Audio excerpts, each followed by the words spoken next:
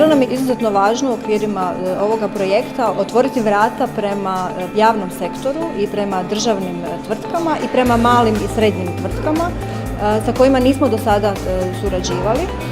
Zato što nam je važno pokazati što se tiče javnog sektora da je država isto tako poslodavac i da su odgovorne prakse prema zaposlenima jednako važne u državnom sektoru kao i u privatnom sektoru. Želji da postanemo zapravo prva kompanija koja dobi LEED Mumford priznanje. Ono što bi me više radovalo u sljedećoj godini je da se puno više kompanija u Hrvatskoj pridruži upravo ovoj metodi i priključi nama koji smo sad tu. Ovim standardom i onim svime što ćemo temeljem njega nastaviti raditi, mislim da ćemo učiniti našu tvrtku još boljom i još ponosnijom u našoj poslovnoj zajednici.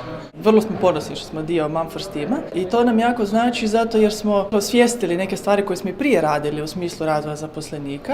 Počeli smo raditi neke stvari za daljnji razvoj zaposlenika i definitivno smo dobili ideje što još možemo raditi, kako možemo napredovati, kako našim zaposlenicima olakšati balans između poslovnog i privatnog, kako se nositi sa stresom. Pogotovo onaj dio ženskog leadershipa, na tome ćemo se definitivno raditi. Ženama treba neki poticaj da se malo pomaknu u ove leadership vode i da se da značaj tome. Mi kao firma smo oduvijek zapošljavali podjednak broj muškaraca i žena i suštinski nismo vidjeli razlog zašto bi uopće participirali u takvom tipu projekta.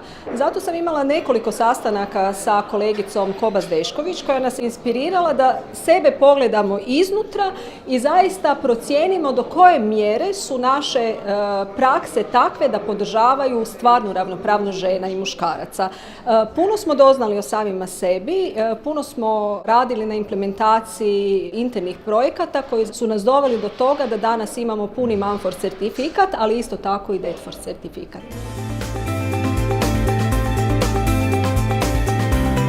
Izuzetno je važno da smo u okviru ovog projekta dobili mogućnost osvještavanja aktivne uloge očeva kroz dodjelu takozvanog Dad Force priznanja za one prakse koje omogućuju očevima njihovu aktivnu ulogu.